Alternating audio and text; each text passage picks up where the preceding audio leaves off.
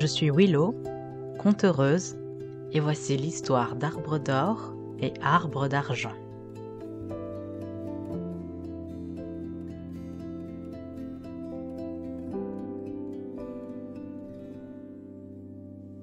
Lorsque le roi se marie avec Arbre d'argent, tous ses sujets sont invités. Et même celles et ceux qui n'auraient pas été invités auraient tout fait pour venir. Car Arbre d'argent n'est pas n'importe quelle femme. On raconte que c'est la plus belle du monde. Et on ne dit pas ça à la légère.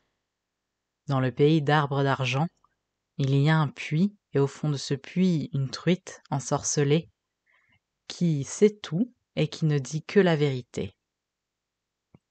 Presque tous les jours, Arbre d'argent va se pencher au-dessus du puits, et elle demande à la truite « Qui est la plus belle ?»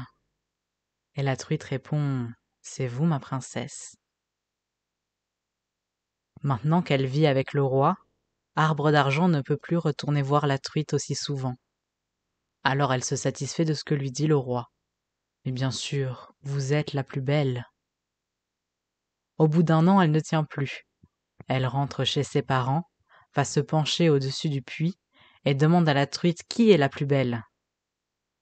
Et la truite lui répond « Mais c'est vous, ma reine !» Alors Arbre d'argent rentre chez le roi. Et ainsi le temps passe. Et tous les ans, Arbre d'argent rentre dans le royaume de ses parents et va demander à la truite si elle est toujours la plus belle, et tous les ans la truite lui répond « Oui, ma reine, vous êtes la plus belle. » Puis une enfant naît, une petite princesse, que le roi et Arbre d'argent appellent Arbre d'or. Alors, Arbre d'argent, pour montrer à sa fille ce qu'est la beauté réelle et lui prouver qu'elle est elle la plus belle, l'emmène tous les ans chez ses grands-parents se pencher au-dessus du puits. C'est Arbre d'or qui pose la question à la truite. Qui est la plus belle ? Et la truite de répondre. C'est votre mère, la reine Arbre d'argent. Jusqu'au jour où, Arbre d'or ayant bien grandi, la truite lui répond. Mais c'est vous, ma princesse. La reine Arbre d'argent est folle de rage. À ce moment-là, elle serait capable de sauter au fond du puits pour en sortir elle-même la truite et la tuer. Mais elle n'en fait rien. Et elle rentre. Arbre d'or, bien sûr, ne pense même pas à ce que la truite a dit. Pour elle, ce n'est pas si important. Mais Arbre d'argent, le soir même, en parle avec le roi. Elle lui dit « Pensiez-vous qu'Arbre d'or était plus belle que moi ?» Et le roi de répondre « Vous êtes ma femme, elle est ma fille, vous êtes pour moi les deux plus belles femmes du monde. » Alors Arbre d'argent lui parle de la truite, et elle exige que le roi tue Arbre d'or lui-même et lui serve son foie et son cœur sur un plateau d'argent. En entendant cela, le roi prend peur, et il envoie Arbre d'or loin, très loin, dans un pays voisin où le prince lui parle de l'épouser depuis un moment. Au lieu de servir le foie et le cœur d'Arbre d'or, il tue une jeune biche pendant la chasse, et Arbre d'argent n'y voit que du feu. Pendant un an, Arbre d'or vit avec ce prince. Ils tombent amoureux l'un de l'autre, et lui qui voulait l'épouser, elle lui dit oui. Puis Arbre d'argent, pour qui il est toujours aussi important d'être la plus belle, retourne voir la truite. Elle se penche au-dessus du puits et demande « Qui est la plus belle ?» Et la truite de répondre « C'est votre fille, Arbre d'or, ma reine. » Alors Arbre d'argent rentre chez elle. Elle hurle, elle crie, et le roi, apeuré, lui avoue qu'il a envoyé Arbre d'or au loin, par-delà la mer. Arbre d'argent fait préparer un navire. Elle prend elle-même la barre. Elle accoste. Arbre d'or, à sa fenêtre, reconnaît immédiatement les voiles du bateau de sa mère. Alors elle prévient les domestiques. Voilà venir ma mère, la reine Arbre d'Argent. Elle veut me tuer, car une truite lui a dit que j'étais plus belle qu'elle. Une des domestiques aussitôt lui dit « Ne vous en faites pas. Nous allons vous enfermer dans une pièce tout en haut d'une tour, et vous direz à votre mère que vous êtes malade et que vous ne pouvez la voir. » Alors Arbre d'Or fait comme on lui conseille. Elle s'enferme tout en haut d'une tour dans une pièce. Et le prince malheureusement n'est pas là. Il est à la chasse ce jour-ci. Ce sont donc les domestiques qui accueillent la reine, qui lui servent le meilleur repas qu'ils puissent faire, et qui tentent de gagner du temps pour qu'elle oublie pourquoi elle est venue jusqu'ici. Mais Arbre d'Argent ne se laisse pas prendre au piège, et très vite elle demande où est Arbre d'Or, où est sa fille qu'elle n'a pas vue depuis 1 an et qui lui manque tant. Alors on lui dit qu'elle a une maladie très contagieuse, qu'elle est enfermée dans la chambre en haut de la tour et que personne ne peut aller la voir, sous peine de mourir de cette maladie. J'aimerais tout de même lui parler à travers la porte, dit Arbre d'Argent. Pouvez-vous me conduire jusque là-bas? On l'y amène, persuadé qu'elle ne pourra pas faire de mal à sa fille. Et on la laisse parler à Arbre d'Or à travers la porte. Arbre d'Argent lui dit 1000 choses douces, 1000 excuses, 1000 salades pour lui expliquer pourquoi son père lui a dit qu'elle voulait la tuer. Elle lui dit que c'est faux, que c'est le roi lui-même qui avait envie de la tuer, que jamais elle ne lui ferait du mal. Arbre d'Or ne la croit pas tout à fait, mais elle a envie d'y croire.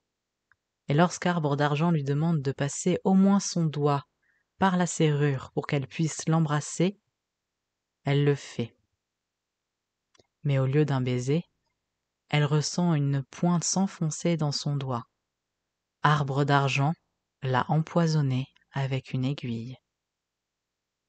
Une fois son meurtre accompli, Arbre d'Argent disparaît. Elle part du château sans rien dire, reprend son bateau, rentre chez elle. Et le prince, quand il rentre de la chasse, quand on lui explique où est Arbre d'Or, quand il fait ouvrir la porte car elle ne répond plus, quand il la trouve là, comme morte sur le sol, il est inconsolable. Il l'allonge sur le lit qui est dans cette chambre et il n'arrive pas à se décider à l'enterrer. Tous les jours il monte la voir, il lui parle, sans oser tout à fait l'approcher, car il veut croire qu'elle dort. Malheureusement, le prince est un prince, et on lui demande de trouver une nouvelle femme. Alors à reculons, il commence à rencontrer des princesses, des comtesses, des duchesses, et finalement, avec le temps, il se rapproche d'une jeune femme, à qui il demande de l'épouser. La nouvelle femme est parfaite. Il l'aime si fort, elle est tout ce dont il aurait pu rêver s'il n'avait pas rencontré Arbre d'Or avant elle. Dans son château, la nouvelle femme a droit d'aller dans toutes les pièces, sauf une que le prince garde pour lui, dans laquelle il lui a interdit d'entrer. Alors forcément, un jour qu'il est à la chasse, la nouvelle femme trouve la clé. Elle ouvre la porte et elle voit étendue sur le lit la plus belle femme du monde. Elle s'en rapproche, elle se penche sur elle, elle lui prend la main et elle trouve l'aiguille toujours enfoncée dans son doigt. Alors doucement, elle la lui retire et Arbre d'Or ouvre les yeux. Qu'est-ce qu'elle est belle! La nouvelle femme n'en revient pas. Elle lui demande si tout va bien, qui elle est, et Arbre d'Or la remercie de l'avoir sauvée. Puis elle comprend. Elle comprend qu'il s'agit là du nouvel amour de son prince. Mais la nouvelle femme lui dit que elles ne peuvent pas lui cacher qu'Arbre d'Or est réveillé, qu'elle lui dira dès qu'il rentrera de la chasse. Alors Arbre d'Or attend. Et le soir même, on rentre dans cette pièce dans laquelle elle a dormi en sommeil de mort pendant si longtemps. Elle entend le prince qui s'excuse d'avance car il se doute bien que si sa nouvelle femme l'amène jusque-là, c'est qu'elle a ouvert la porte. Mais quand il voit Arbre d'Or réveillée, il ne pense plus à rien. Il la prend dans ses bras, la serre, l'embrasse. Et enfin, tous les deux se retournent vers la nouvelle femme. Celle-ci les regarde d'un air un peu triste. Elle leur dit qu'elle voit bien à quel point ils s'aiment et qu'elle est arrivée après, donc elle va partir. Mais Arbre d'Or l'arrête. « Oh, s'il vous plaît, restez, dit-elle. Restez avec nous, si vous le désirez, bien sûr. Je dois vous avouer qu'à moi, vous me plaisez beaucoup, et nous savons toutes les deux à quel point vous plaisez au prince. Alors, s'il est d'accord, vous pourriez rester. » La nouvelle femme ne connaît pas encore bien Arbre d'Or, mais c'est vrai qu'elle lui plaît, et c'est vrai qu'elle aime le prince de tout son cœur. Alors elle accepte de faire un essai, pourquoi pas. Et si cela ne se passe pas bien, elles pourront se séparer bonnes amies.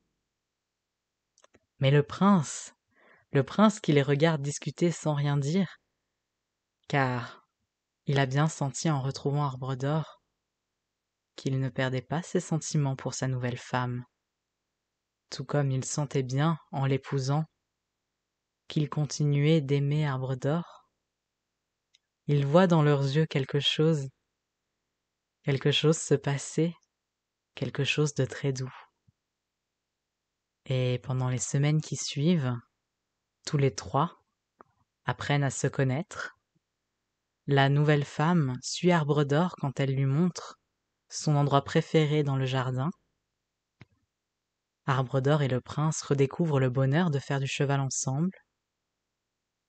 Et le prince emmène sa nouvelle femme lorsqu'elle veut aller voir certains artistes.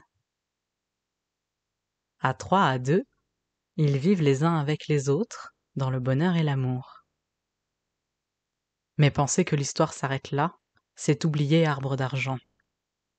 Car pendant tout ce temps, elle n'est pas retournée voir la truite, mais quelque chose la travaille. Quelque chose lui dit qu'elle n'est plus la plus belle. Alors elle rentre chez ses parents, elle se penche au-dessus du puits et demande à la truite qui est la plus belle. Et la truite de lui répondre: « Eh bien, c'est votre fille, Arbre d'Or, ma reine. » La reine hurle, elle lance un caillou énorme au fond du puits. Elle rentre chez elle, elle prévient le roi: « Je prends le bateau, je retourne voir Arbre d'Or, notre fille. » Le roi n'a rien à dire. C'est Arbre d'Argent elle-même qui tient la barre. Et quand Arbre d'Or la voit revenir, elle prend peur. Le prince est encore parti à la chasse, une activité qui n'intéresse ni Arbre d'Or, ni sa nouvelle femme. C'est donc ce qu'il fait quand il veut être seul. Les deux reines en ont profité pour passer une journée très tranquille. Elles ont fait un gâteau, et c'est en regardant par la fenêtre qu'Arbre d'Or a vu venir les voiles du bateau de sa mère. Aussitôt, les domestiques ont reconnu aussi le bateau, et on a expliqué la situation à la nouvelle femme d'Arbre d'Or. « Ne vous en faites pas, dit celle-ci, je vous protégerai. » Alors toutes les deux, main dans la main, elles vont retrouver la reine sur la plage. Arbre d'Argent est ravi de voir Arbre d'Or, sans avoir cette fois-ci à la chasser tout en haut d'une tour.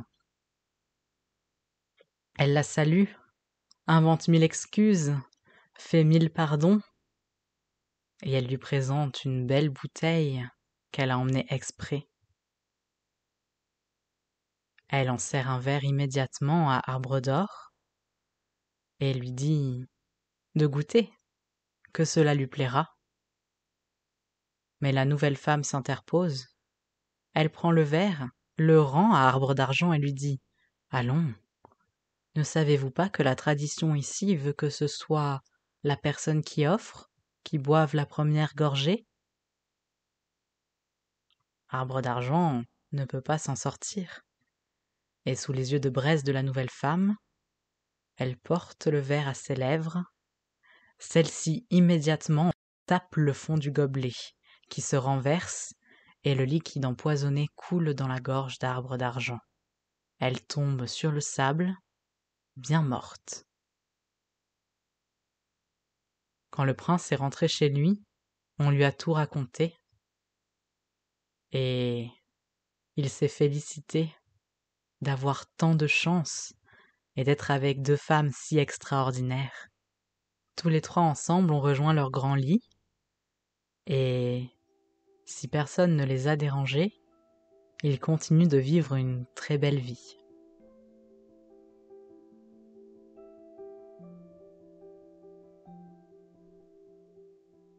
C'était l'histoire d'Arbre d'Or et Arbre d'Argent, racontée par Willow, conte heureuse. J'espère que cela vous a plu. À bientôt!